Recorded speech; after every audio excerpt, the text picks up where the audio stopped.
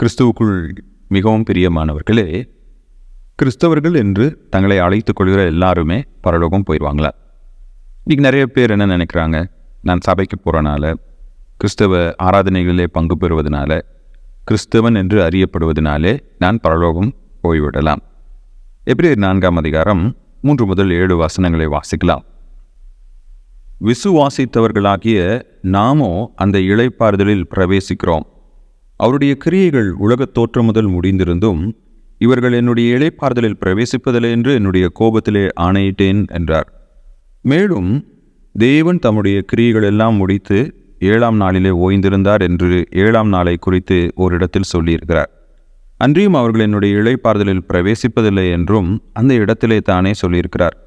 ஆகையால் சிலர் அதில் பிரவேசிப்பது இன்னும் வரப்போகிற காரியமாக இருக்கிறபடினாலும், சுவிசேஷத்தை முதலாவது கேட்டவர்கள் கீழ்ப்படியாமையினால் அதில் பிரவேசியாமல் போனபடினாலும், இன்று அவருடைய சத்தத்தை கேட்பீர்களாக உங்கள் இருதயங்களை கடினப்படுத்தாதிருங்கள் என்று வெகு காலத்திற்கு பின்பு தாவீதின் சங்கீதத்திலே சொல்லியிருக்கிறபடி இன்று என்று சொல்வதனாலே பின்னும் ஒரு நாளை குறித்திருக்கிறார். இவ்வசனங்களிலே எகிப்திலிருந்து புறப்பட்ட எல்லா இஸ்ரவேலரும் கானான் தேசத்திற்குள் பிரவேசிக்கவில்லை.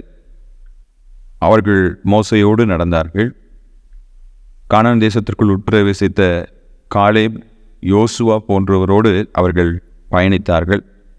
தேவனுடைய பிரசன்னம் அவர்களோடு கூட இருந்தது. பகலிலே மேக ஸ்தம்பத்தின் மூலமாகவும் இரவிலே அக்னி ஸ்தம்பத்தின் மூலமாகவும் கர்த்தர் அவர்களை வழிநடத்தினார். கர்த்தருடைய அதிசயங்களை அவர்கள் தங்களுடைய கண்ணார கண்டார்கள். ஆனால் அவர்களால் கானான் தேசத்திற்குள்ளாக செல்ல முடியவில்லை. என்ன காரணம்? அவர்கள் தேவனை விசுவாசிக்கவில்லை. தேவனுடைய அற்புதங்களை கண்டிருந்தோம். மோசையின் மூலமாக தேவனுடைய வார்த்தைகளை அவர்கள் கேட்டிருந்தோம். அவர்கள் விசுவாசிக்கவில்லை.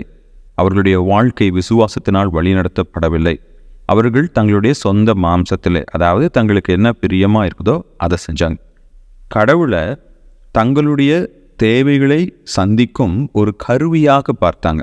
எப்படி நமக்கு பணம் வேணும்னா ஏடிஎம் மிஷினில் போய் பணத்தை எடுத்துக்கிறோமோ, அதே மாதிரி ஏதாவது ஒரு தேவைன்னா கடவுள்கிட்ட போகணும். கடவுள் அதை நமக்கு கொடுப்பாரு. அவர் கொடுத்துட்டா அவருக்கும் நமக்கு இருக்கிற உறவு அவ்வளோதான். கடவுளோடு கூட அவர்கள் பயணிக்கவில்லை. கடவுளோடு அவர்களுக்கு உறவில்லை. அவருடைய வாழ்க்கையிலே விசுவாசம் இல்லாமல் இருந்தது. அவர்களுக்கும் எகிப்தின் பார்வோனுக்கும் எந்த வித்தியாசமும் இல்லை.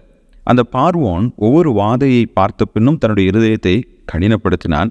அதே போல் இஸ்ரவேல் மக்கள் கடவுளுடைய செயல்களை பார்த்த பின்னும் அவருடைய வார்த்தைகளை கேட்ட பின்னும் சில சமயத்தில் அவருடைய தண்டனைக்கு ஆளான பின்பும் கூட தங்களுடைய இருதயத்தை அவர்கள் கடினப்படுத்தினார்கள்.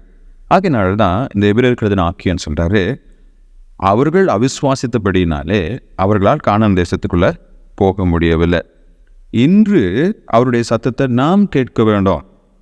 இன்றைக்கும் அந்த இஸ்ரவேல் மக்கள் வனாந்திரத்தில் எப்படி கர்த்தரை விசுவாசியாமல், கர்த்தரை அறியாமல் இருந்தாலும் மோசையோடு கூட நடந்து கொண்டிருந்தார்களோ, அதே போல் நம்முடைய ஆலயங்களிலே அநேக நபர்கள் இருக்கிறார்கள். அவர்களுக்கும் கடவுளுக்கும் உறவே கிடையாது. ஆனால் கிறிஸ்தவர்கள் என்ற போர்வையில் அவர்கள் இருக்கிறனால ஞாயிறு ஆராதனைக்கு அவர்கள் வரலாம். ஒருவேளை பிற கூட்டங்களிலே அவர்கள் பங்கு பெறலாம். அதே போல் காணிக்கைகள் கொடுக்கலாம். கிறிஸ்தவர்கள் என்ற போர்வையிலே அவர்கள் பல காரியங்கள் செய்யலாம். ஆனால் அடிப்படையாக அவர்களுடைய உள்ளத்திலே விசுவாசம் இல்லை. கடவுளுக்கு கீழ்ப்படுதல் உள்ள ஒரு வாழ்க்கை இல்லை. பரிசுத்த ஆவியானவருக்கு அவர்கள் செவி கொடுப்பதில்லை. அப்படிப்பட்ட மனிதர்கள் நிச்சயமாகவே பரலோக ராஜ்யத்திலே சுதந்திரிக்கப் போவதில்லை. இயேசு கிறிஸ்து மத்தேயுவில் நியாய தீர்ப்பு நாளை குறித்து எழுதும்போது ஒரு சில ஊழியர்கள் அவருக்கு முன்னாடி வந்து நின்று, உம்முடைய நாமத்தினாலே நாங்கள் பேய்களை விரட்டினோம், அற்புதங்களை செய்தோம், அடையாளங்களை செய்தோம் என்று சொல்லும்போது இயேசு கிறிஸ்து அவர்களை பார்த்து, நான் உங்களை அறியேன் என்று சொல்வார்.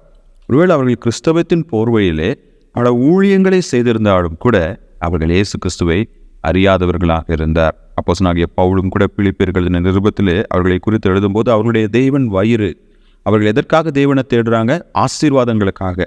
தன்னுடைய வாழ்க்கை நல்லா இருக்கணும், தங்களுக்கு இந்த உலகத்தில் ஒரு அங்கீகாரம் தேவைப்படுது, தங்களுக்கு இந்த உலகத்தில் வசதிகள் தேவைப்படுது, அதனால அவங்க தேவனை தேடுறாங்க.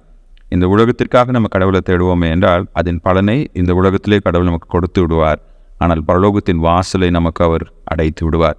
எனக்கு அன்பானவர்களே, நம்மில் ஒருவரும் நாளை நான் மனம் திரும்புவேன், இதை செய்துவிட்டு நான் மனம் திரும்புவேன், நாளை என்னை மாற்றிக்கொள்வேன் என்று நாம் நினைத்து கொள்ளாமல் இன்றைக்கே நாம் மனம் திரும்பி கர்த்தருடைய இளைப்பாறுதலில் பிரவேசிக்க நம்மை ஆயத்தப்படுத்திக் கொள்வோம். தேவன் நம்மை ஆசீர்வதிப்பாராக. ஆமென்.